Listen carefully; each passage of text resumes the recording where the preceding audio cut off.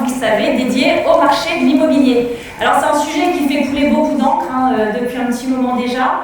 On a vu l'engouement post-Covid avec la volonté d'acheter des maisons individuelles, d'avoir son extérieur et puis violent coup de frein, alors autant dans le marché du neuf que de l'ancien, ce qui entraîne évidemment des tensions aussi sur le marché de la location. Alors heureusement, tout n'est pas à voir noir. Nantes reste une ville très dynamique, tant d'un point de vue économique que culturel. Elle accueille tous les ans des milliers de nouveaux habitants qui ont besoin, évidemment, eux aussi, de se loger. Donc c'est ce qu'on va voir ce soir, justement. On va décrypter ce marché de l'immobilier avec nos experts présents. Et puis on va vous apporter, on va essayer en tous les cas de vous apporter des solutions, des conseils, tant sur l'achat, l'investissement, la location. Donc tout ça ce soir, et puis évidemment la parole vous sera aussi donnée. Donc n'hésitez pas à prendre quelques notes et vous pourrez prendre la parole à la fin de cette conférence. Alors pour commencer, j'ai le plaisir d'accueillir ce soir Julien Loriot, diagnostiqueur chez M2 Diagnostic. Bonsoir Julien. Martin Auvilin, bonsoir. Vous êtes dirigeant de Pichelin Immobilier. Stanislas de Bettini, bonsoir. Vous êtes courtier chez Empruntis.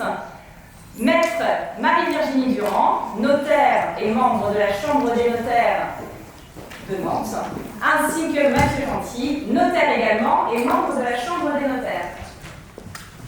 Et on a perdu Guillaume Pichelin. Non, c'est bon, Guillaume Pichelin, je me disais, je ne le vois pas. Il a fait une petite blague.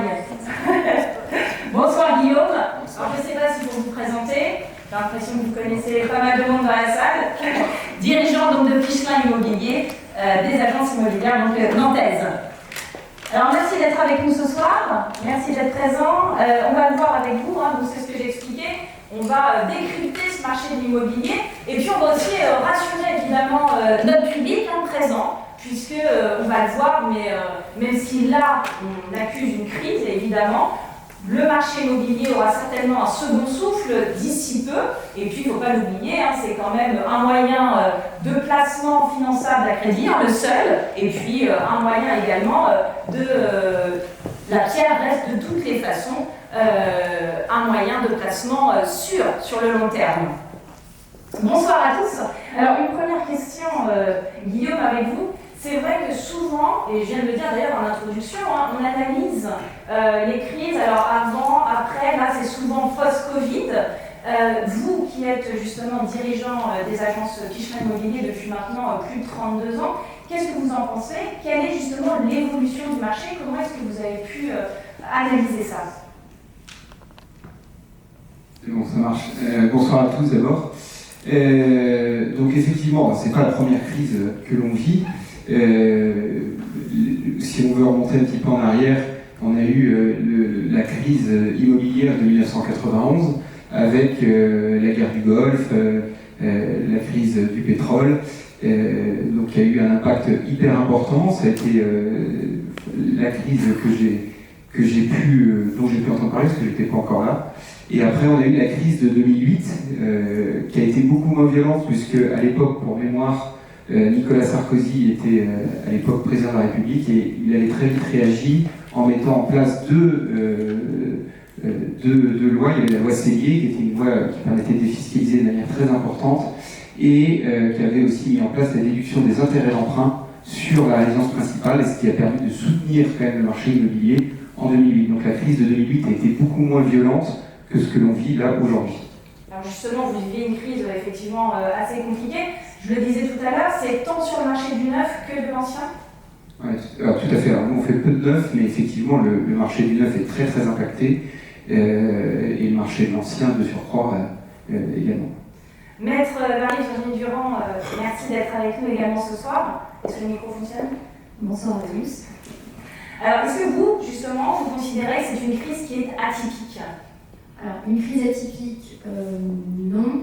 On a effectivement, comme le disait Guillaume, vécu plusieurs crises immobilières. Plus crise immobilière, nous, on a l'impression qu'on est plutôt sur une crise du logement en ce moment.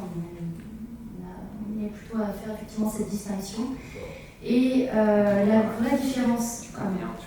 merci. La vraie différence, merci. La vraie différence avec la crise de 2008, qui effectivement a été brutale puisqu'elle n'était pas attendue, mais qui n'a pas duré, hein, tu as raison, puisque des mesures ont été vite mises en place par le gouvernement de l'époque. Et la vraie différence avec celle qu'on est peut-être en train de vivre, c'est qu'aujourd'hui, c'est une crise qui était finalement un peu attendue, puisque ça fait presque un an maintenant qu'on a les prémices d'un début de ralentissement, une baisse de volume, une légère baisse de prix maintenant, mais on en parlait tout à l'heure, qui s'accentue depuis la rentrée. Et ce qui forcément inquiète un peu plus, c'est qu'aujourd'hui, on n'a pas de mesure. On n'a rien en particulier qui, effectivement, va venir nous rassurer ou rassurer nos clients sur les mesures législatives. On a d'autres choses avec des points positifs quand même qu'il va falloir relever, mais il n'y a pas de mesures concrètes. Alors justement, vous en parliez de vos clients. Comment est-ce qu'ils se comportent à l'heure actuelle, que ce soit aussi bien les privés que les professionnels? Les clients, on constate une évolution depuis quand même quelques mois.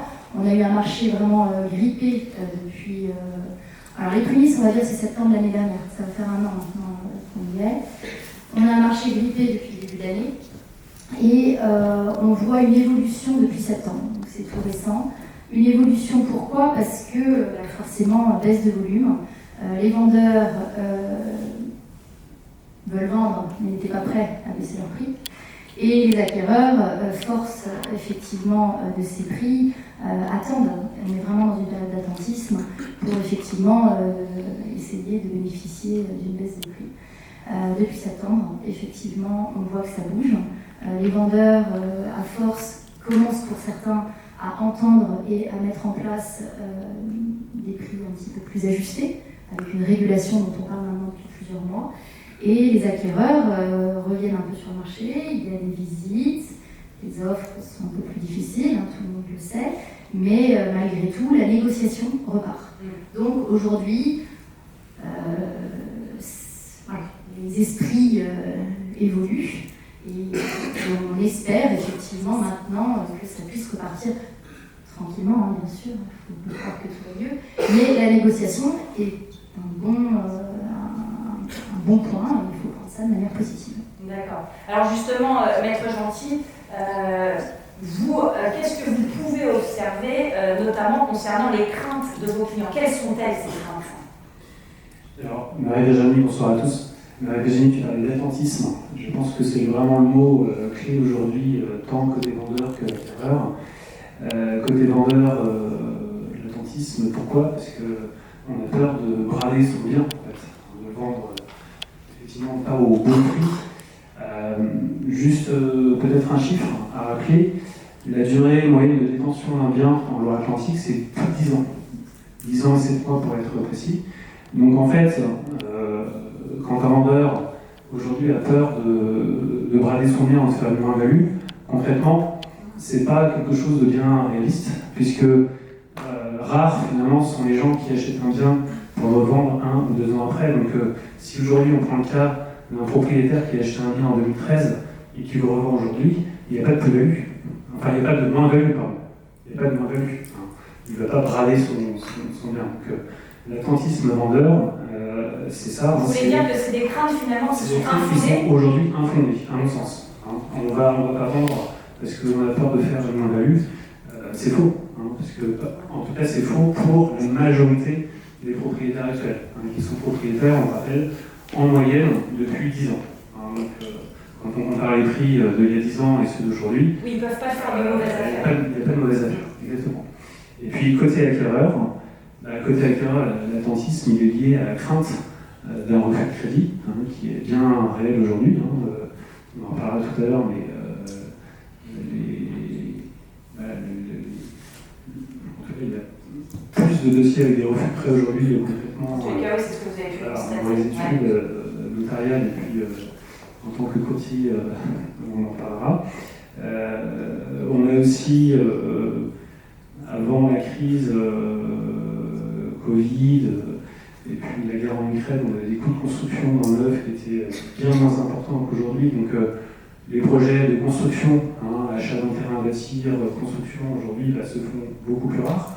Donc il y a aussi l'attentisme en disant ça ira mieux demain. Donc on va attendre qu'il y ait une baisse des coûts de construction. Et puis l'attentisme par rapport au taux de crédit, on va attendre que les taux se stabilisent, voire baissent. Et là encore, à mon sens, c'est une crainte un petit peu infondée, puisqu'on a connu une période, pas si lointaine que ça, où les propriétaires allaient renégocier leurs prêts pour aller chercher un taux plus faible. Donc ça ne veut pas dire, aujourd'hui quand on achète un taux à 4,50, ça ne veut pas dire qu'on est lié par ce taux pendant 20 ans. Donc ça aussi c'est un message à faire passer et qui justement peut-être explique que cet attentisme sur ces deux points-là, en tout cas que j'évoquais, n'est pas forcément fondé, en tant que côté vendeur que côté acquéreur. Alors vous parliez pas mal des refus de prêt, effectivement, et on reviendra dessus avec Stanislas tout à l'heure, mais est-ce que vous voyez quand même des affaires se conclure? Alors que ce soit vous, Maître Gentil ou Maître Durand, est-ce qu'il y a des affaires qui fonctionnent jusqu'au bout? J'en ai dit heureusement. Heureusement. Alors, bien sûr, on n'est pas sur le même volume que ceux qu'on a connus pendant les 2-3 années exceptionnelles post-Covid. On revient aujourd'hui dans des volumes comparables à ceux qui existaient avant Covid, en 2018-2019. Donc c'est pas du tout un marché qui aujourd'hui, voilà, il y a des transactions. On parlait de crise tout à l'heure, 2008, ça s'est arrêté net, c'est pas le cas aujourd'hui. Il y a des transactions. Alors quelles affaires se concluent? On a des acquéreurs aujourd'hui qui ont un apport. C'est eux qu'on va voir. On a des acquéreurs qui vendent d'abord et qui achètent ensuite. Donc, maintes problématiques de financement. Voilà, principalement c'est ça.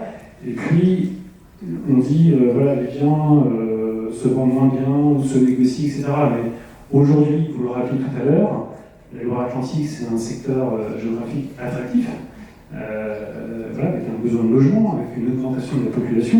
Donc aujourd'hui, un bien qui est bien localisé, qui est valorisé au bon prix, va trouver l'acquéreur. Les acquéreurs sont bien là. Voilà, donc aujourd'hui, on est plus sur effectivement une baisse de volume, mais avec malgré tout un marché qui voilà, il y a encore des transactions, heureusement. Alors il y a encore des transactions, heureusement, effectivement, vous le dites. Stanislas de Bétigny, alors vous êtes courtier, donc chez Empruntis, je le disais tout à l'heure. Il y a aussi beaucoup de refus. Je crois, alors d'après les derniers chiffres, on serait passé de 5% de refus des dossiers par les banques à 11%, donc c'est quand même assez important, si je ne me trompe pas, et si j'ai les bons chiffres évidemment.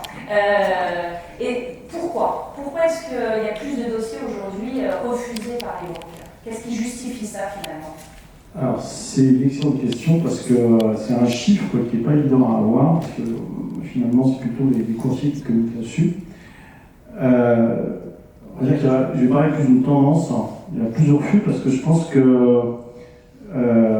je vais faire simple, les clients sont moins bien préparés. C'est-à-dire que ce qui était vrai avant ne l'est plus aujourd'hui. Aujourd'hui, pour qu'un dossier passe, c'est assez basique, il faut de l'apport, il faut une position stabilisée, il faut un peu de projection et ça se passe bien. Aujourd'hui, nous, un client qu'on accompagne à 95% sur les dossiers, donc il n'y a pas de raison métaphysique. Ce qui fait qu'en début d'année, on a eu ce constat, notamment sur le premier semestre, on a eu une tendance, un sentiment que les dossiers ne passaient pas. C'était plus pour une problématique réglementaire qu'on appelle le taux d'usure.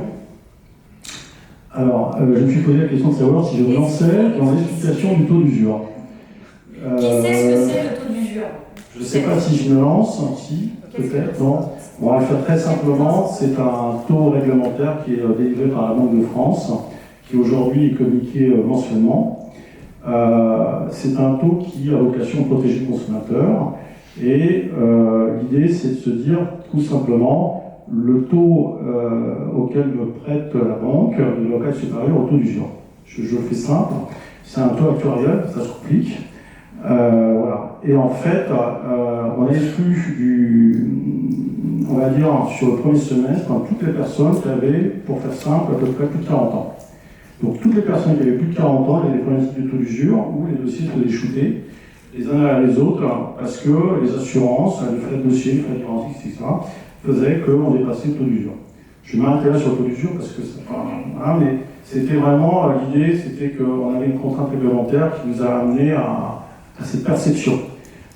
Aujourd'hui, ça s'est un petit peu, je dirais, normalisé. On a un taux d'usure qui est corrélé au taux de prêt, donc on a moins cette contrainte. Par contre, ce qui s'est rajouté aussi, c'est toute la partie DPE. Et donc, les banques se sont accaparées les DPE dans le sens où ils nous disent aujourd'hui, lorsqu'on présente un dossier avec des DPE dégradés, il faut prévoir un budget travaux. C'est encore plus vrai pour les locatifs, alors là, voilà, mais on va faire, pour les résidences principales, il faut le budget qui va bien. Soit vous avez l'apport, soit on intègre en financement. Donc peut-être qu'il y a des clients qui ont été exclus du fait que c'est un petit peu tendu et qu'ils n'avaient pas prévu dans le budget. Et puis, qu'est-ce qu'on a eu? On a eu également l'application assez stricte par les banques du ratio du taux d'endettement, avec l'idée, c'était qu'on ne pouvait pas dépasser les 35% d'endettement. Tout ça, mis à bout, ça exclut un certain nombre de clients, et je reviens à ce que j'évoquais au départ. Donc l'idée, c'est de bien anticiper, bien préparer son dossier pour que ça se passe bien, et dans la majorité des cas, ça se passe bien, donc il n'y a pas de raison métaphysique. Enfin, le dernier point, et là je vais me permettre peut-être d'appuyer là où ça fait mal, c'est qu'il est vrai que sur le premier semestre, il y a beaucoup d'établissements bancaires qui n'avaient pas une volonté farouche pour prêter, il y a des choses aussi. Ils étaient un petit peu en retrait, pour des raisons de rentabilité, ça leur coûtait des sous, donc un certain nombre d'établissements bancaires, nationaux plutôt, se sont dit on va laisser passer le train, et puis on se positionnera en fin d'année, ce qu'on a en ce moment, et donc aujourd'hui, il y a plus de solutions à notre portée. Voilà. Aujourd'hui, les banques sont redevenues plus actives pour prêter. Quels sont, vous, les dossiers qui ont peut-être connu le moins de difficultés dernièrement? Les dossiers de financement qui sont les plus simples à faire passer aujourd'hui, ce sont les clients, on va dire, si on voulait passer une fiche d'identité, ça serait les clients entre 30 et 40, avec de l'apport, provision stabilisée, avec un taux d'endettement maîtrisé. Voilà, c'est assez simple. Monsieur aime tout le monde finalement. C'est ce qu'on passe largement. Ce qui veut dire aussi que les clients, les primo-accédants, avec un apport faible, c'est compliqué pour eux. C'est-à-dire qu'il n'y a pas de solution, mais c'est compliqué. Et les seniors, je vous laisse le mettre là-bas où vous souhaitez pour les seniors, on a encore quelques difficultés pareil à faire passer ces dossiers-là. Mais là, on a des solutions intéressantes aussi. D'accord, très bien. Maître Durand, est-ce qu'on a des estimations justement sur le nombre de transactions réalisées en 2023? Même si l'année n'est pas terminée, évidemment, mais est-ce que vous avez déjà quelques chiffres que vous pouvez nous partager? Alors, je n'ai pas effectivement le chiffre sur le nombre de transactions en 2023. Pour autant, et c'était des données qui à mon avis sont intéressantes pour vous tous, on a des chiffres qui sont à jour du 30 octobre, donc c'est tout frais. Sur aussi bien l'ancien que le neuf. Donc pour l'ancien, ce qui est intéressant de voir, c'est qu'au niveau des volumes, comme on le disait, il y a réellement eu une baisse. Une baisse sur un an de 24%, aussi bien en Loire-Atlantique qu'à Nantes. Donc le taux est le même pour les deux. Et au niveau des ratios et donc du prix médian, prix de vente médian pour les appartements anciens, on est passé à 3 490 € du mètre carré. C'est déjà une baisse par rapport au dernier chiffre qu'on avait du 31 août 2023, où on était à 3 570. Donc même en l'espace d'un trimestre, on a encore eu une baisse significative. On a une baisse sur un an de moins 7,1% et une évolution sur 3 mois de moins 1,8%. Pour les maisons, là, on a une baisse également, puisqu'on est sur un prix de vente médian à 268 000 €. Baisse, finalement, comme les appartements anciens, d'environ 7%. Et sur 3 mois, beaucoup plus conséquent, puisqu'on est sur une baisse de 5,3% sur le dernier trimestre. Donc là, on est vraiment sur les prix au mètre carré. Volume, je vous ai donné le montant, le pourcentage de moins 24%. Et si on se concentre sur la ville de Nantes en tant que telle, on a une baisse de prix de 6% sur les 3 derniers mois et 10,7% sur l'année pour les appartements. Et pour les maisons, on a une baisse sur l'année de moins 14,4%. Juste pour rebondir par rapport à tous ces chiffres qui vous sont livrés un peu pêle-mêle, c'est effectivement sur ce dernier trimestre qu'on ressent dans nos études, puisque la baisse des volumes, ça tout le monde l'avait constaté, la baisse de prix, elle n'était pas très palpable, on n'arrivait pas à avoir des statistiques à jour. Et là, c'est assez intéressant parce que c'est la première fois depuis un petit moment qu'on fait des conférences où on a quelque chose d'à peu près cohérent et précis par rapport à ce qu'on ressent. Et nous, ce qu'on constate, c'est qu'effectivement, depuis septembre, encore une fois, j'en parlais tout à l'heure, nos vendeurs acceptent de revoir leur prix pour effectivement obtenir la vente de leurs biens et avoir acquéreur. Et on est sur des baisses sur les mandats entre 5 et 15% en fonction de la typologie des biens. Donc ça correspond. C'est des baisses qui vous paraissent importantes à ce jour? Alors, pas assez. C'est des baisses importantes forcément pour celui qui veut vendre et qui, encore une fois, a acheté il y a 2-3 ans parce qu'il y a un impact pour lui. C'est une baisse qui était quasiment inévitable, hein, encore une fois, puisque le marché se régulait et on voyait bien que de toute façon ça ne pouvait plus continuer comme ça. À défaut de monter, quand ça stagnait, il n'y avait pas d'acquéreur non plus, donc voilà, cette baisse, elle devait arriver. Importante au niveau du ratio et des montants, encore une fois, ça dépend à quoi on compare. Si on compare avant Covid, malgré tout, on est encore supérieur à 2019. Donc, pour l'instant, ça reste acceptable si on doit avoir une opinion par rapport à ça. Ça, c'était tous mes chiffres sur l'ensemble. Je crois que le 9 nous intéresse aussi. Le 9 m'intéresse aussi. Juste avant, si on peut préciser, c'est des chiffres qui sont liés aux... Juste avant, si on peut préciser, c'est des chiffres qui sont liés aux avant-contrats ou aux actes authentiques? Là, pardon, avant-contrat. Avant-contrat. Oui, sur les 3 derniers mois. Hein. Oui, tout à fait. Et c'était plus pertinent d'ailleurs, effectivement, merci de me préciser ça, parce que sur les ventes en tant que telles, on estimait que les chiffres qu'on avait à vous transmettre sur la dernière année n'étaient pas cohérents par rapport à ce qu'on ressentait nous dans nos études, et puis vous tous en tant que tels depuis la rentrée. Et donc c'est des chiffres que quand le public entendra plutôt fin décembre, janvier. Et dans l'hypothèse, comme nous sommes sur des avant-contrats, nous n'aurons pas trop de refus de prêt et que ça ira effectivement au bout. Mais en tout cas, on voit la baisse de prix sur les 3 derniers mois, sur les avant-contrats. Donc ça, c'était pour l'ancien, c'est ça? Ouais. Et pour le 9, vous avez aussi des chiffres qui sont sortis? Alors, le 9, on a des chiffres. Qui sont... c'est pas bon. Ils sont pas très bons. Ils sont même un peu sans appel. C'est vraiment une problématique pour le 9, effectivement. Donc le 9, quoi vous dire d'intéressant? On a des chiffres au 30 septembre par la FPI qui nous donne une baisse de 73% de signatures sur les contrats de réservation et une baisse de 30,8% pour les ventes en tant que telles. Alors, le 9 rencontre, c'est un autre marché, hein, il ne faut pas forcément le mettre en parallèle avec les ventes classiques pour aussi bien appartement-maison, où là, très clairement, il y a certaines baisses, mais elle peut être absorbée. Le 9 va avoir peut-être un petit peu plus de temps pour rebondir, c'est là que les mesures, on les attend avec impatience, et il faut qu'il y ait du lobbying qui soit fait auprès du gouvernement par rapport à tout ça. On a eu un chiffre récent avec une baisse de permis de construire autorisé de moins 28,3% sur la dernière année. Forcément, ça entraîne des répercussions sur les 2-3 années à venir dans le 9. Pour autant, et c'est là qu'il faut quand même des notes positives, parce que là, on fait le constat qui n'est pas très engageant.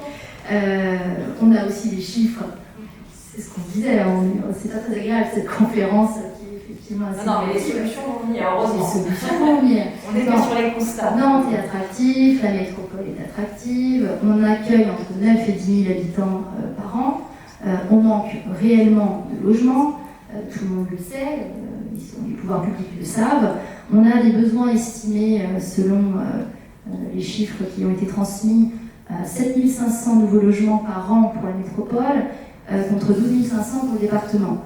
Donc ce que je veux dire par là, c'est qu'effectivement, oui, il y a des besoins. Il y a des besoins, la crise est là, alors elle ne pourra pas durer indéfiniment. Justement, ces nouveaux arrivants, donc vous le disiez, hein, sur Nantes, c'est sur Nantes les 7 000 chaque année? Sur les 7 500, c'est la métropole. La métropole, 17 000 je crois sur Loire-Atlantique. Hein. Ouais.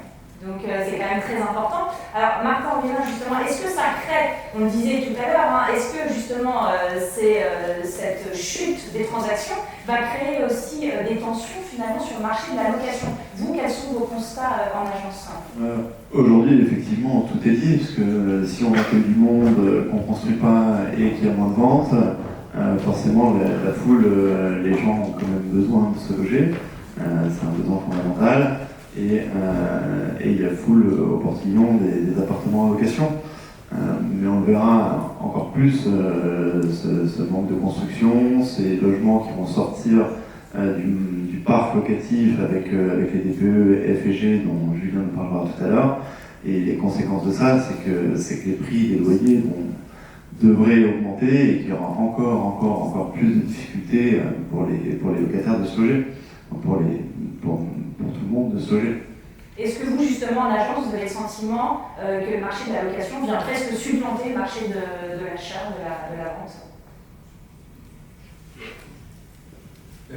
Donc effectivement, sur le plan locatif, on a énormément de demandes. L'été qui vient de se passer particulièrement, il y a une demande hyper soutenue avec une offre qui n'était pas en adéquation. Donc on ne peut pas répondre à tous les appels, c'est sûr. Donc il y a un vrai déficit de location aujourd'hui. Alors vous en parliez tout à l'heure, effectivement c'est tout à fait vrai, les DPE, les diagnostics de performance énergétique, comme on les appelle, plus communément appelés DPE. Julien Lordoux, donc justement vous êtes diagnostiqueur, vous les faites ces DPE, quels sont les constats concernant les achats comme la location? Comment est-ce que vous voyez votre travail évoluer? Comment vous faites votre travail? Alors bonsoir.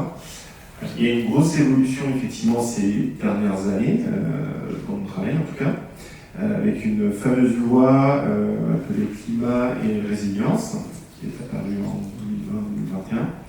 2020-2021, et qui est venue redéfinir des critères de décence du logement, avec une notion de passoire énergétique. Donc Martin en parlait, c'est tout ce qui est en étiquette F et G. Donc là, on voit qu'il y a une limitation de la mise en location des logements qui va être fait. Donc c'est déjà apparu en août 2022 avec le gel des loyers pour les étiquettes F et G. En 1er janvier 2023, il y a eu l'interdiction des étiquettes G pour les biens avec un classement supérieur à 450 kW par mètre carré par an en énergie finale. Donc c'est un peu compliqué de comprendre ça, mais pour résumer, ça va concerner les petits appartements, dernier étage en ancien, en tout électrique. Donc ceux-là, ils vont être classés G+, à 600-700 kW, donc ceux-là, ils sont retirés automatiquement du marché depuis le 1er janvier dernier. Et puis, on voit une grosse inquiétude effectivement des propriétaires qui nous appellent, qui nous posent beaucoup de questions. On essaie de leur répondre comme on peut. Alors justement, vous, qu'est-ce que vous leur conseillez et qu'est-ce que vous leur dites de faire quand leurs DPE sont si mauvais? Est-ce que vous devez leur rendre des comptes? Est-ce que vous devez leur donner des conseils pour améliorer le diagnostic de leur logement? Tout à fait, oui. Donc, ça fait partie du contrat du DPE, donner des pistes d'amélioration énergétique. Et ça reste effectivement ça reste du conseil. Et effectivement, pour sortir du F et G, ils sont obligés de passer par des travaux. Des travaux d'amélioration ça va passer par des changements de fenêtres, changements de chaudière, d'isolation des parois, des plafonds. Il n'y a que en faisant ça qu'ils vont réussir à améliorer leur étiquette énergétique. Il y a d'autres mesures qui sont attendues dans le cadre justement de cette loi climat et résilience ou pas? Oui, tout à fait. Oui. C'est pas fini, donc on a encore une petite année à attendre la nouvelle restriction. Donc là, je vous parlais du G+, donc là ça va être le G. Tout ce qui est en G va partir du marché de la location à partir du 1er janvier 2025. En 1er janvier 2028, ça va être l'étiquette F, et puis janvier 2034, le E. Donc on estime à peu près 3-4 millions de logements en France qui sont concernés par cette mesure. Donc des logements qui potentiellement peuvent être retirés du marché locatif. Alors justement, chez Clichin Immobilier, est-ce que vous voyez ces investisseurs peut-être, ces gens qui proposaient leurs biens à la location, qui sont obligés de les retirer? J'imagine que ça aussi c'est une crainte, et puis comment est-ce qu'ils font?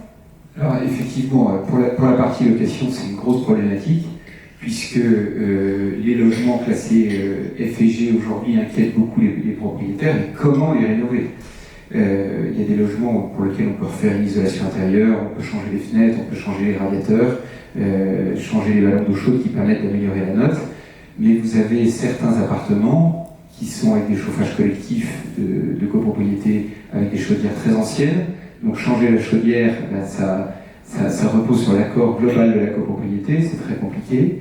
Il y a des isolations qui ne sont pas forcément faisables par l'intérieur parce qu'on perd de la surface habitable. Donc il faudrait le faire par l'extérieur, mais c'est refusé par l'urbanisme.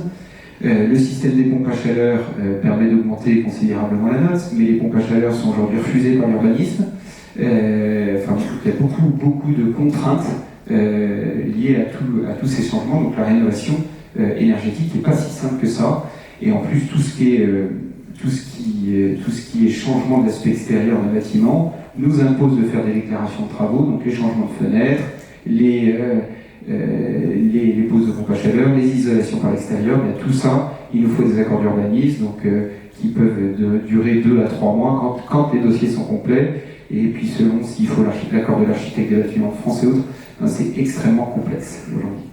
Donc la crainte, c'est que certains logements ne puissent pas être rénovés, ou alors peut-être passer de F à E, mais il y a un moment donné, il y a une problématique qui nous pose, on va quand même être bloqué.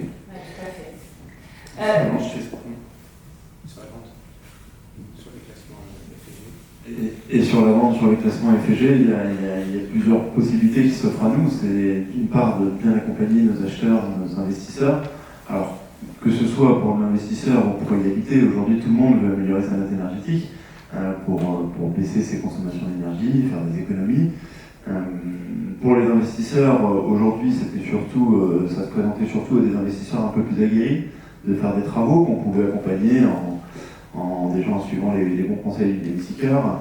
Parce qu'un primo-accédant n'a pas forcément ce réflexe d'aller déchiffrer les diagnostics et de pouvoir leur présenter des artisans de qualité avec qui on peut travailler en confiance.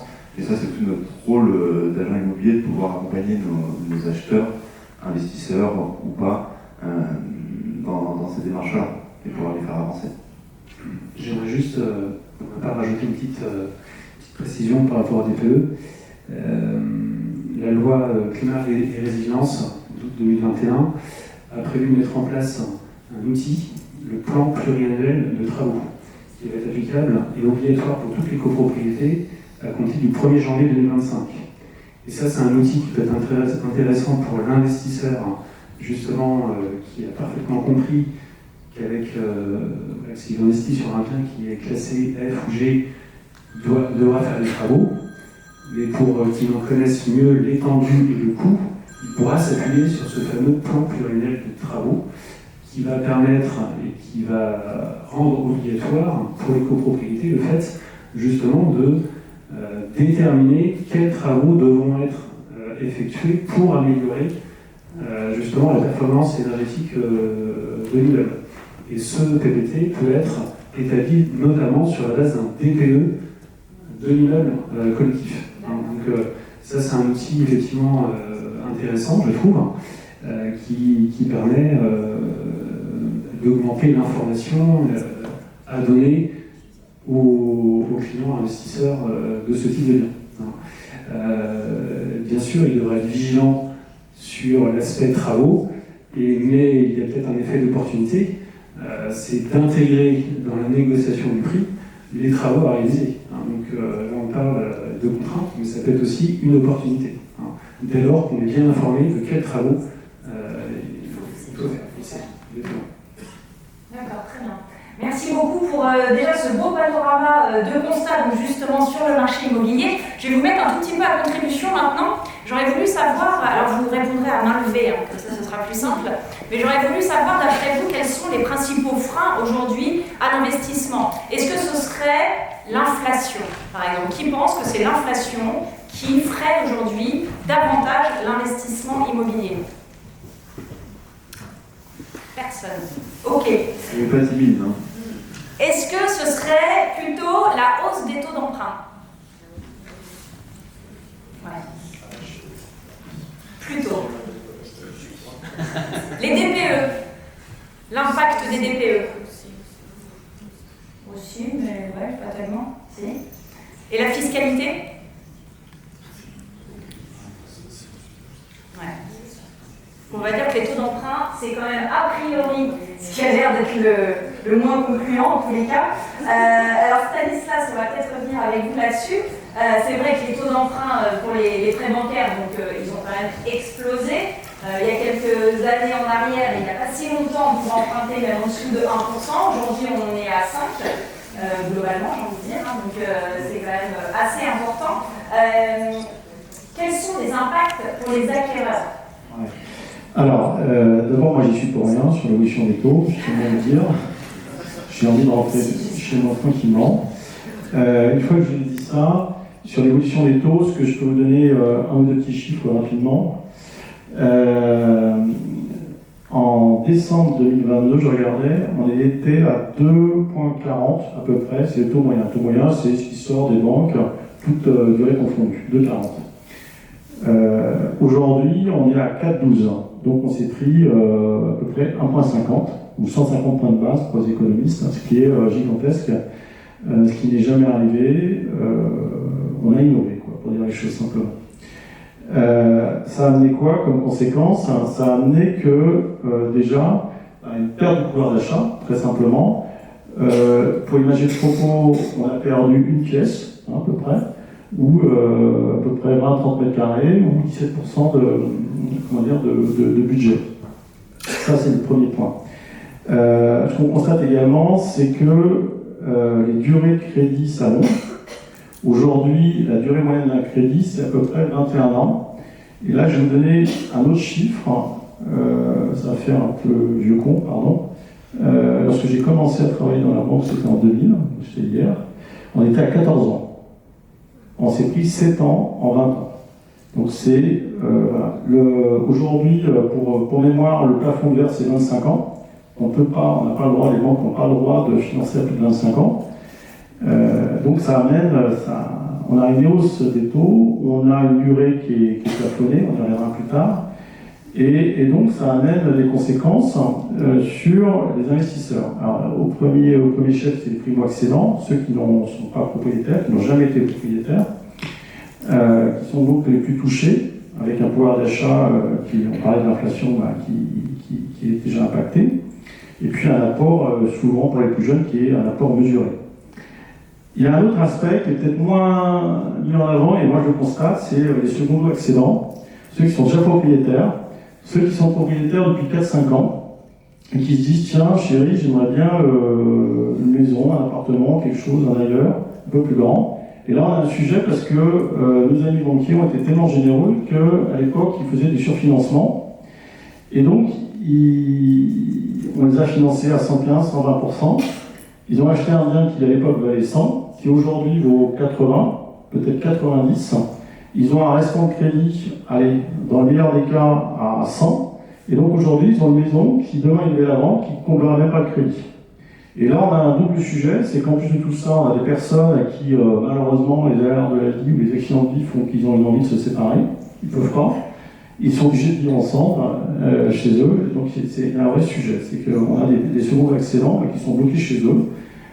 Et ça vient aussi ralentir un petit peu le marché, ça vient reporter les souhaits d'investissement. Et puis, j'ai envie de dire qu'il y a une troisième population, ce sont les investisseurs, ceux qui ont la capacité, qui peuvent avoir la capacité d'eux, et qui sont bloqués avec les normes HCSF, et notre histoire des 35%, où là, très clairement, ceux qui investissent aujourd'hui, pour faire simple, c'est ceux qui ont des très hauts revenus, ou alors ce sont ceux qui n'ont plus de crédit, donc ça va être des clients à 45 ans, ceux qui ont déjà payé leur résidence principale, quoi. Donc ça vient limiter quand même une partie de la population, des investisseurs qui allaient sur le tunnel par le passé et cette population-là, ces cibles-là, c'est rarifié. Voilà ce qui s'est passé, ce qui se passe aujourd'hui. Il y a aussi la question, j'imagine, des prêts relais, des gens qui avaient un prêt mais pas au même taux, non, et qui aujourd'hui rachètent avec des taux différents. Comment est-ce que ça se passe dans ces cas-là? Ça se passe pas bien. Ah non, mais il faut dire les choses comme elles sont. Ce que j'évoquais sur les secondes excellence, c'est vrai que c'est une appel d'achat-revente.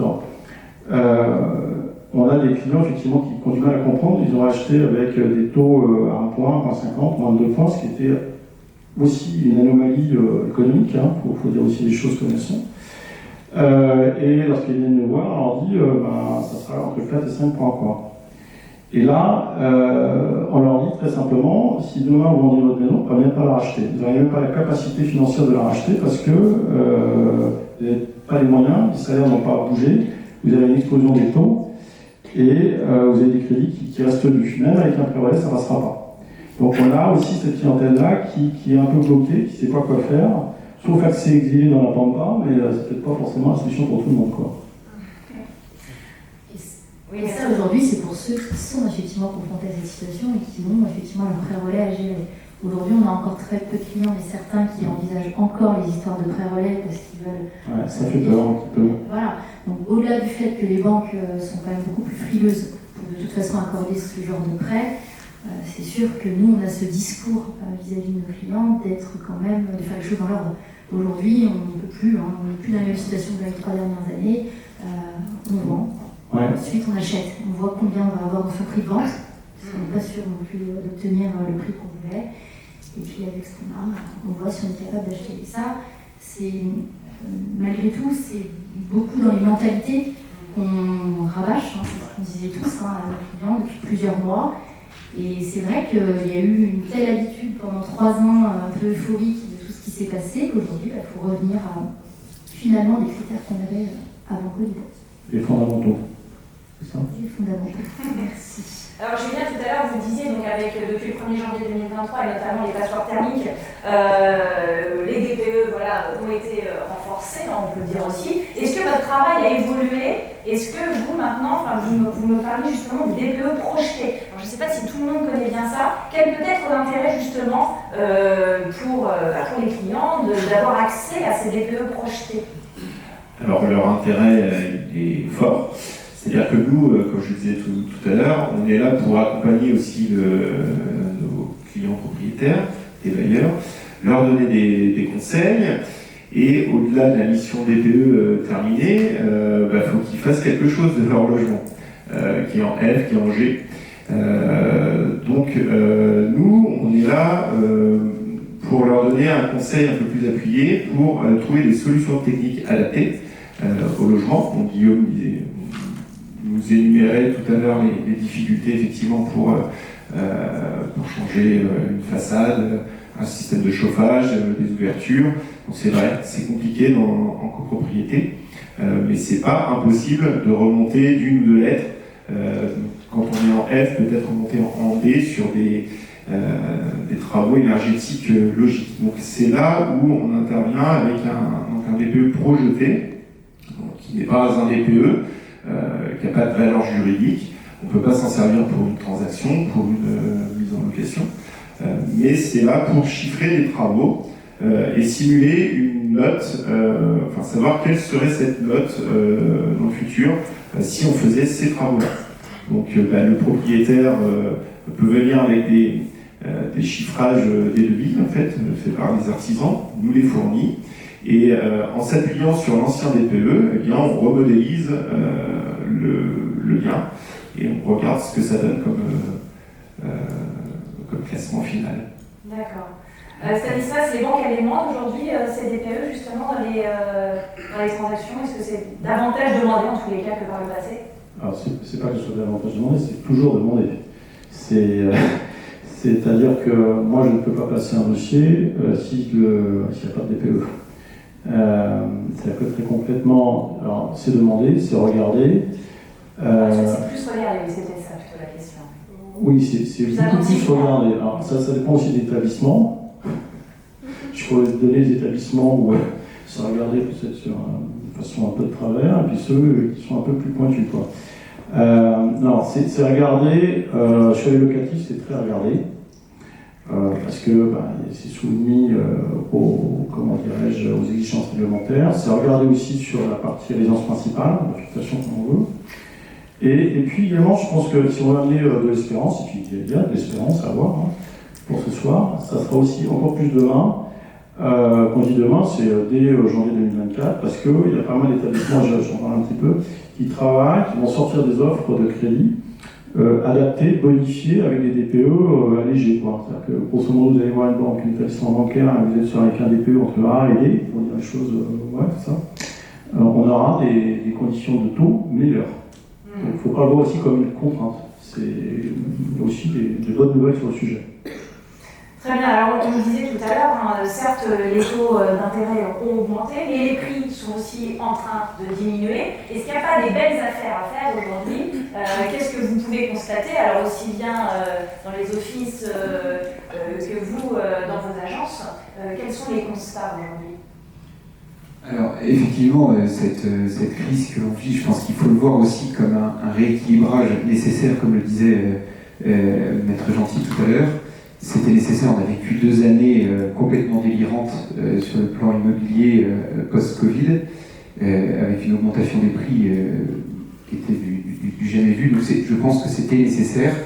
Et effectivement, pour moi aujourd'hui, les prix ont commencé à baisser, et c'est le moment d'acheter et de pouvoir négocier. Les vendeurs sont beaucoup plus à l'écoute aujourd'hui et prêts à baisser leurs prix, sachant que ce qu'on disait tout à l'heure, un taux d'emprunt, ça se renégocie. Le prix d'une maison ne se renégocie pas, une fois que c'est acheté. Donc oui, c'est le moment d'acheter et de négocier et de faire de belles affaires. Mais effectivement, tout à l'heure, vous parliez de la crainte des acquéreurs. Je crois que la crainte des acquéreurs aussi, elle est de se dire, le marché a déjà commencé à baisser, mais est-ce que ça va encore baisser? Est-ce que c'est le moment d'acheter? Donc moi, je pense qu'il ne faut pas attendre que les taux se stabilisent et peut-être baissent un petit peu, mais ça, c'est Stan qui nous le dira. On compte sur toi, pour me dire. Mais oui, je pense que c'est le moment d'acheter et de négocier aujourd'hui, de faire de belles affaires. Vous avez ce même constat, Maître Gentil? Oui, tout à fait. Hein. D'un marché vendeur, on est passé à un marché acquéreur. C'est-à-dire qu'on se rappelle, hein, il y a 2 ans, 3 ans, on n'avait même plus le temps de visiter de biens qui étaient déjà vendus. Il y avait une pression hallucinante sur les acquéreurs. Il fallait signer à tout prix, sinon l'affaire passait. Évidemment, les prix ne se négociaient pas. Aujourd'hui, finalement, on retrouve des fondamentaux qui sont ceux d'avant Covid, où d'un marché vendeur, on est passé à un marché acquéreur, avec un acquéreur qui retrouve une certaine sérénité, un processus de vente qui se fait de manière beaucoup plus, avec un plus de sérénité, je crois que c'est le mot pour l'acquéreur, c'est-à-dire on va avoir le temps de l'été bien, on va avoir le temps de réfléchir, on va avoir le temps de négocier le prix. En général, le prix est négocié, aujourd'hui c'est ce qui est constaté, et donc finalement, oui, il y a des opportunités, et en plus, quand on est acquéreur, on fait les choses comme il faut et avec le temps qu'il faut. Oui, il faut peut-être un peu désacraliser finalement cette période qu'on a vécue mais qui était juste une parenthèse. Et là, on revient finalement à un marché juste normal. On revient à un marché juste normal, exactement. Et puis, on revient aussi sur notre vrai métier, c'est-à-dire qu'en fait, on a fait beaucoup d'autres, et tant mieux. Je dirais en un claquement de doigts pendant plusieurs années. Et aujourd'hui, notre vrai métier, c'est le suivi et l'accompagnement du client. Et je pense que les acheteurs particulièrement ont été particulièrement délaissés pendant des années. Et là, on revient sur la notion de suivi, d'accompagnement, d'écoute, de découverte client. Et c'est ce qu'attendaient les acheteurs, je pense, depuis très longtemps. Alors on voit bien aussi, finalement, le gouvernement s'est emparé du sujet, et fort heureusement, alors même si ça reste encore un peu compliqué, il y a eu des annonces du ministre de l'économie, Bruno Le Maire, est-ce qu'il ne faudrait pas justement fluidifier le marché? On n'est même plus simplement dans une crise de l'investissement, mais on est aussi dans une crise du logement. Dans tous les cas, ça va arriver très vite. Est-ce que vous avez le sentiment, Martin, je vous pose la question, est-ce que vous avez le sentiment justement que l'État aujourd'hui va devoir prendre sa part dans cette problématique, va devoir trouver des solutions aussi? J'espère, et ça fait longtemps que nos instances y travaillent, et nous, à nos côtés, le syndicat de la FNIM et Loïc Quentin qui œuvrent au quotidien, il y a réunion pour faire avancer les choses, alerter. Bon, je crois que le message est passé aujourd'hui, je pense que n'importe qui a une télé et peut écouter les infos est au courant qu'il faut faire quelque chose. Après, que peut faire le gouvernement? Il peut aider et limiter l'inflation et les taux d'intérêt. Il peut permettre éventuellement, c'est des éléments qui sont à l'étude, les transferts de prêts de l'un à l'autre et d'un vendeur à l'acquéreur. Il peut diminuer et plutôt simplifier les accords d'urbanisme liés à la rénovation énergétique, on en parlait tout à l'heure. Il peut peut-être, ça c'est plus pour la location, mais peut-être revoir les délais de préavis pour que les choses se bousculent moins et que les éléments puissent s'améliorer. Et il y a certainement remettre en place aussi de la défiscalisation, parce qu'aujourd'hui le Pinel s'arrête, ou en tout cas va être encore diminué. Donc il y a tous ces éléments-là qu'on essaye de défendre auprès du gouvernement, et il y a certainement encore d'autres bonnes idées qui, j'espère, vont arriver petit à petit. Oui, alors vous êtes effectivement, vous en parlez très bien, Martin, de la FNIM, donc ancien vice-président de la FNIM Loire-Atlantique. Alors on les voit, les mesures là, qui sont affichées, quelles sont celles véritablement, est-ce qu'il y en a peut-être certaines qu'on pourrait épingler qui sont cruciales aujourd'hui? Mais effectivement, il y a une demande particulièrement qui est demandée par la FNIM, c'est le transfert des prêts immobiliers d'un bien à un autre, ou le transfert du prêt d'un vendeur à un acquéreur. Ce qui se fait déjà en Espagne depuis longtemps, et c'est une demande qui ne coûterait rien au gouvernement. Loïc Quentin a eu une réunion l'autre jour avec le ministre du Logement qui a retenu cette proposition comme très intéressante. Maintenant, qu'est-ce que ça va donner, j'en sais rien, mais ça permettrait de conserver les taux qu'on a eus il y a quelques années et de pouvoir en partie les transférer sur la nouvelle acquisition. Juste sur le propos, en fait, ça existe déjà. Ce qui existe déjà, c'est que vous avez la possibilité de faire transférer, dans certains cas, lorsque c'est prévu dans votre offre de prêt, de faire transférer votre ligne de crédit, vous vendez et vous achetez les nouveaux biens, et vous avez la possibilité de transférer, dans certains cas, cette ligne de crédit vers le nouveau bien. Mais ce qui n'est pas possible, effectivement, c'est que ça soit transféré de monsieur A vers monsieur B. Par contre, ce qui existe, effectivement, c'est je suis propriétaire d'un bien situé rue de la Paix, j'achète un bien situé rue des Champs-Élysées, j'ai possibilité, effectivement, de faire un transfert de prêt, dans certains cas, auprès de certains établissements. Ça existait, ça existe encore dans certains cas, mais c'est peu connu. Voilà. C'est peu connu? Oui, c'est peu connu. Il faut venir le voir. Alors on verra justement ce que ça donne, et si les lobbies, en tous les cas ceux qui essaient de faire avancer les choses, sont entendus effectivement par le gouvernement. Alors peut-être quelque chose sur lequel le gouvernement peut moins agir, c'est les taux d'intérêt, on en parlait tout à l'heure, vous disiez Stanislas qu'on était à 4,12. Est-ce que vous pensez qu'on va dépasser la barre des 5%? Est-ce que vous avez des prévisions là-dessus ou pas du tout? Alors déjà moi je ne suis pas économiste, donc voilà. Je vais néanmoins vous donner quelques indicateurs qui me semblent intéressants de suivre. Et pour répondre très précisément à la question, mon sentiment, c'est qu'on va tangenter pour la fin de l'année, pour le 1er janvier ou pour le 31 décembre, les 5 points. Je ne suis pas magicien. L'évolution des taux, elle est liée à l'inflation, elle est liée à l'évolution des taux directeurs de la BCE. Donc voilà. Donc, tant qu'on a de l'inflation assez soutenue, on aura des taux qui seront sur le niveau que l'on connaît. Voilà. Pour 2024, en tout cas sur le premier semestre 2024, et c'est déjà énorme de se positionner, on peut dire qu'avec une boutade, on va constater un ralentissement de la hausse. Voilà. On peut dire, déjà ça, je ne prends pas beaucoup de risques. Voilà. Après, pour les personnes qui sont intéressées par la matière, ce qu'ils peuvent regarder, c'est des taux qui sont délivrés auprès des entreprises, notamment lorsqu'on finance des murs professionnels, des murs commerciaux, parce qu'ils sont décorrélés du taux d'usure, et ça, c'est le vrai prix des taux d'intérêt. Et là, aujourd'hui, ce qu'on constate auprès des entreprises qui sont concernées, professionnels, artisans, enfin peu importe, on est à plus de 5 points. Donc, après, le marché des particuliers est un marché à part, c'est un marché beaucoup plus concurrentiel, très concurrentiel. Je pense que les banques auront à cœur, sur le premier semestre 2024, de revenir sur le marché, et donc ils feront le job. Voilà, il n'est pas impossible, comme j'évoquais, qu'on ait des taux, aussi des taux bonifiés, voilà, qui nous permettront de faire d'avoir un coût moyen un peu plus resserré. Mais il faut quand même s'attendre à, en tout cas sur le premier semestre, à une espèce de plateau sur plus ou moins 5 points. Est-ce que les conditions aussi liées à l'obtention d'un prêt pourraient être assouplies?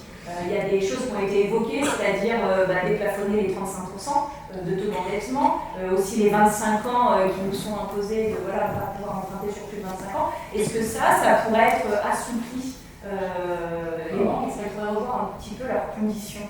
Alors, ça pourrait. Maintenant, est-ce que ça sera autre chose? Après, je peux vous donner mon sentiment personnel. Sur les taux, sur le taux d'endettement, donc aujourd'hui, le Saint Graal pour les banques, c'est 35 points.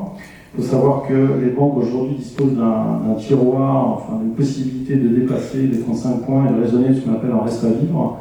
Elles ont 20% de la production qui peut s'inscrire dans ce cadre. Ce qu'on constate aujourd'hui, c'est que les banques n'utilisent pas cette possibilité et que ça fait 2 ans que ça existe. Si je ne dis pas de bêtises, en 2022, ça n'a pas été consommé, en 2023, ça ne sera pas consommé. Donc voilà, c'est plus sur l'envie de faire ou pas faire. Je vais dire assez simplement, mais c'est quand même ça. Sur la notion de durée, moi je ne crois pas. Je pense qu'on sera toujours sur une durée maxi à 25 ans. Et à titre personnel, je ne suis pas favorable parce que, en fait, au-delà des taux, on est sur un cours de taux qui est relativement bas, ça veut dire que, pour faire simple, entre une personne qui emprunte sur 15 ans, 20 ans, 25 ans, on a des taux qui sont à peu près similaires, à peu près. Mais au-delà de ça, en fait, imaginons une personne qui emprunte sur 30 ans, vous avez un rythme d'amortissement qui est beaucoup plus long, et donc c'est pas forcément le bon conseil. Donc après, pour ceux qui... ça existait, puisqu'à un moment donné, on avait des prêts jusqu'à 30 ans, ça s'est arrêté en 2022, fin 2021, début 2022 avec le HSF. Voilà, je suis pas, moi, à titre perso, je suis pas favorable parce que c'est pas forcément c'est pas, mon avis, c'est la fausse bonne idée, quoi. C'est bénéfique pour les... pas toujours. Ouais. Alors, on parlait quand même de fiscalité tout à l'heure, même si a priori ce ne serait pas le frein le plus important à l'investissement. On avait quand même notamment la loi Pinel, là, qui va s'arrêter fin 2023. Est-ce qu'il y a d'autres mesures incitatives, Maître Gentil, qui vont arriver sur le marché, qui sont prévues? Alors, mes connaissances non. La fin du Pinel est annoncée, effectivement. Pour autant, sans parler de l'évolution législative et des solutions qui existent, et on voit dans nos études beaucoup de personnes qui viennent prendre des renseignements auprès de nous, justement, par rapport à ces solutions qui sont liées à l'entraide familiale. Et l'entraide familiale, aujourd'hui, clairement, on voit beaucoup de clients qui viennent nous poser des questions. C'est quoi l'entraide familiale? C'est le fameux coup de pouce, en fait. Les parents qui veulent donner le coup de pouce à leur enfant pour permettre l'achat d'un bien. Donc, des questions sur la fiscalité existante, la donation. Il y a également la solution d'acheter à plusieurs, via l'indivision, via la SCI, donc la mutualisation finalement du financement. Ça, c'est des solutions qui sont hors banque, finalement des solutions qui peuvent exister. Et puis il y a également la solution du prêt familial. Le prêt familial, c'est quelque chose qui peut complètement se faire, un prêt à taux zéro, enregistré, par acte notarié ou directement auprès de l'administration fiscale. Voilà, donc le prêt, la donation, la mutualisation de financement, voilà les solutions qui existent aujourd'hui, et nous, notaires, nous faisons beaucoup de rendez-vous de renseignement à ce titre. On voit aujourd'hui, c'est du concret. Et puis, tout à l'heure, la FNAIM présentait ses souhaits d'évolution. Le notariat présente aussi des souhaits d'évolution qui sont liés à la fiscalité, justement, de ces donations. Il faut les assouplir. Il faut permettre justement plus, faciliter en tout cas la transmission des capitaux entre les générations, parce qu'aujourd'hui on constate que le vêtement c'est 15 ans, donc c'est long, avant de retrouver le plein identifié à vêtement après une donation. Il y a également pour nous une idée de réforme flash de la plus-value. Aujourd'hui, 30 ans de détention avant d'être exonéré de plus-value, c'est très long. Donc, une bonne idée, nous semble-t-il, serait pendant 2-3 ans de ramener cette durée de détention à 15 ans, par exemple, ce qui permettrait de mettre sur le marché beaucoup de biens, de purger un certain nombre de plus-values. Et puis, on a aussi toute la problématique liée à la fiscalité des logements meublés, qui est très attractive par rapport à la fiscalité des logements nus, et qui provoque clairement, qui va accentuer la crise du logement et le fait que le fameux Airbnb prend le dessus par rapport à la location des logements classiques. Et là, clairement, il y a pour nous une réforme intéressante qui serait à faire, c'est de revoir la fiscalité de la location des logements nus pour les rendre plus attractifs, les remettre le statut du bailleur location classique au centre, et quitte à peut-être faire en sorte que le statut Airbnb soit moins attractif, mais au moins ça permettrait de résoudre en partie ces problématiques de logement, et notamment sur le littoral. Aujourd'hui, sur le littoral, il y a énormément de logements qui sortent du marché locatif classique, parce que pour un propriétaire bailleur, c'est beaucoup plus rentable de louer un Airbnb. Et ça pose des tas de problèmes. Ça, le gouvernement est en train de s'atteler justement. Et là, justement, il y a, on entend parler, un projet de réforme par rapport à ça. Oui, tout à fait. Au niveau local, justement, il y a aussi un plan de relance qui a été imaginé par Nantes Métropole. Est-ce que ça, vous en avez entendu parler également? Alors, effectivement, on en a entendu parler. J'ai regardé de quoi il s'agissait. C'est essentiellement un plan qui vise à faciliter le financement des logements sociaux, le financement et la production des logements sociaux. Donc, on ne peut pas franchement dire que ça va avoir un impact direct sur les problématiques actuelles. Maître Durand, vous vouliez ajouter quelque chose? Non, Mathieu, justement, bien pris la parole, donc tout va bien. Effectivement, évoqué toutes les solutions qu'on avait hors législative. Alors, justement, Maître Durand, qu'est-ce que vous pourriez dire aux personnes qui sont dans la salle aujourd'hui? Comment est-ce que vous pouvez les rassurer et leur donner envie d'investir davantage?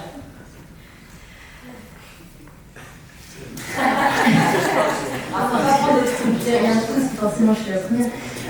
Non, mais c'est à travers tout ce qu'on vient de dire. Effectivement, on a dressé un tableau actuel avec la situation qui est ce qu'elle est. Pour autant, aujourd'hui, encore une fois, on parle d'immobilier.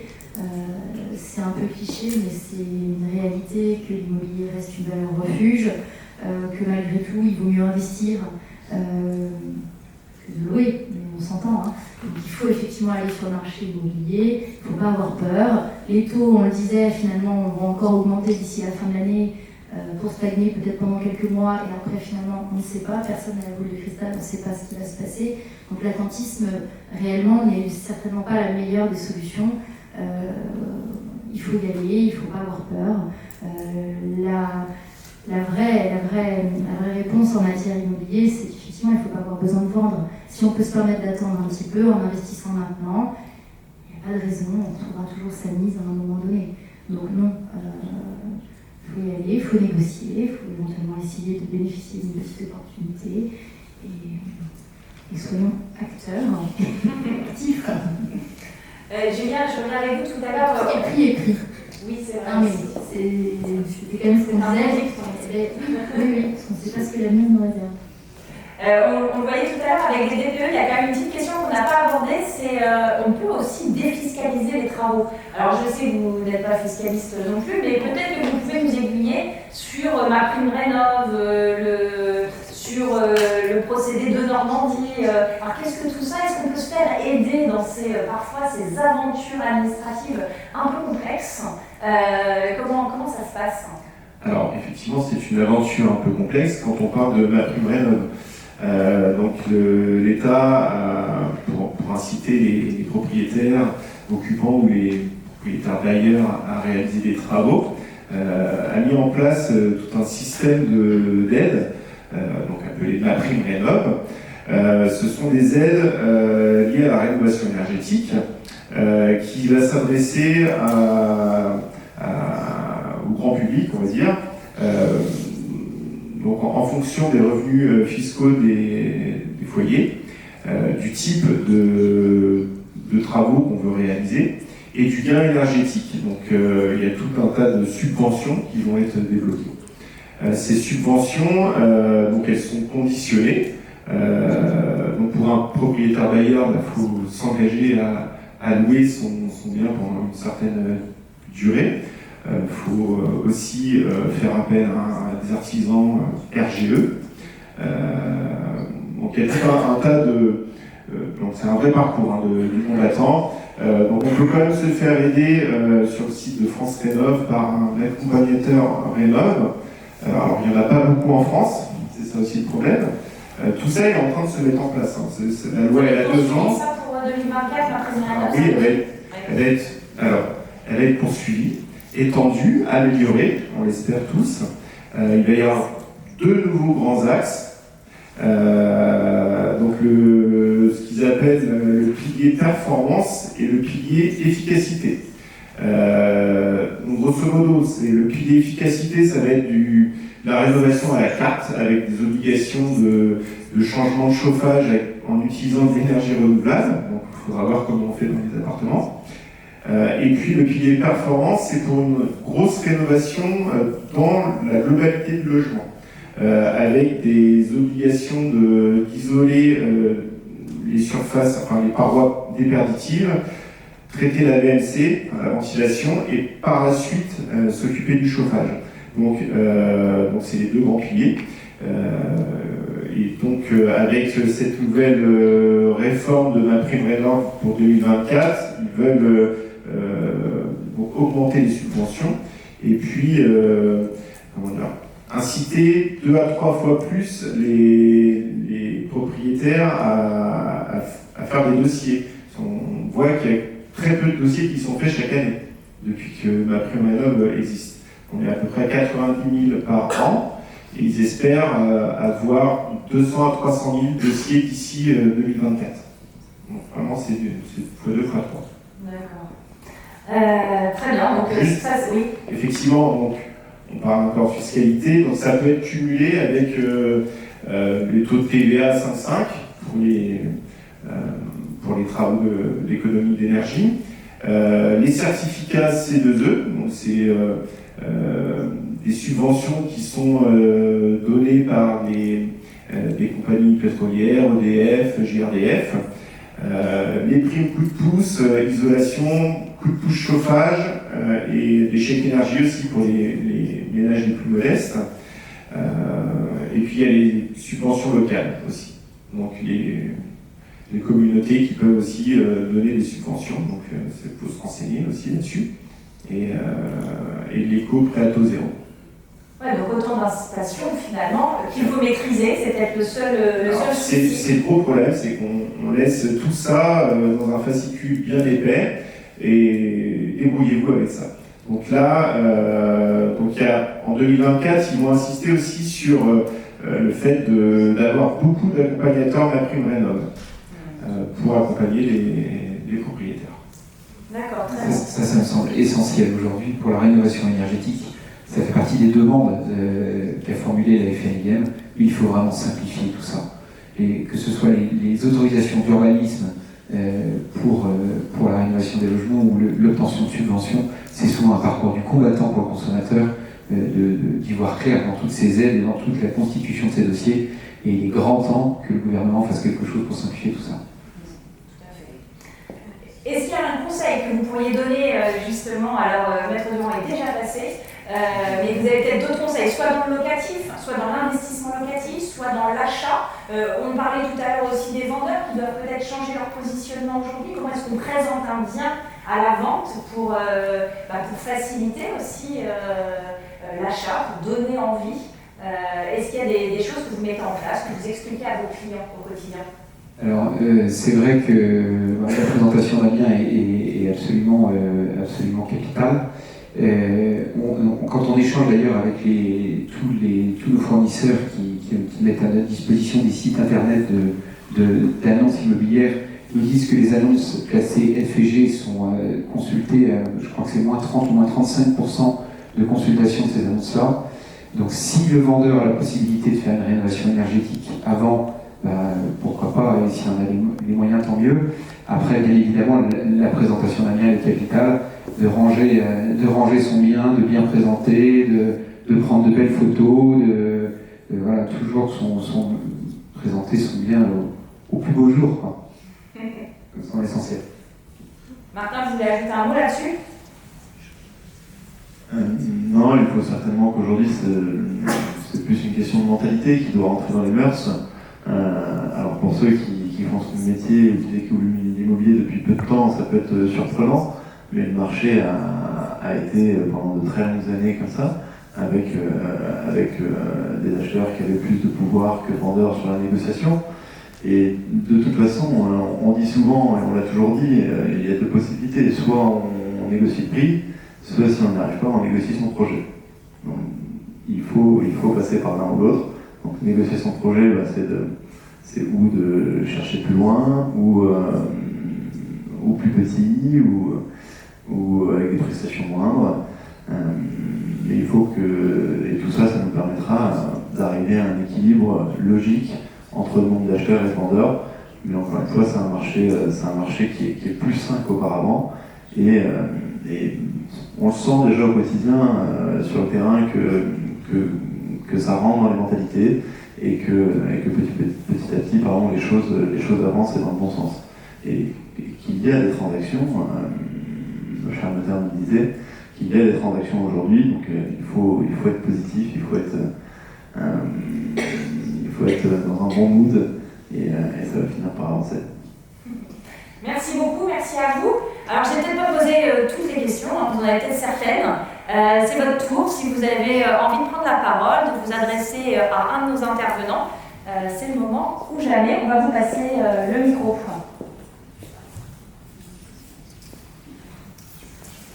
C'est toujours la première question. Ouais, c'est la plus dure. Allez, donnez une parole.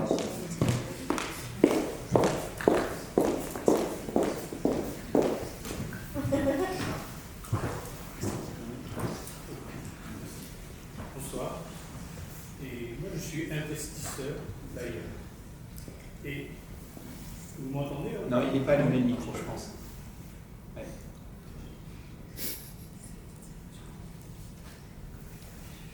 C'est juste un clic.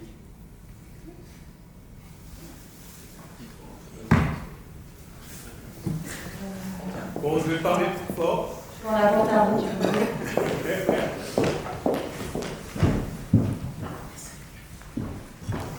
Oui, pardon. Bonsoir tout le monde. Je suis investisseur bailleur. J'ai quelques logements et j'achète aussi pour faire de la location.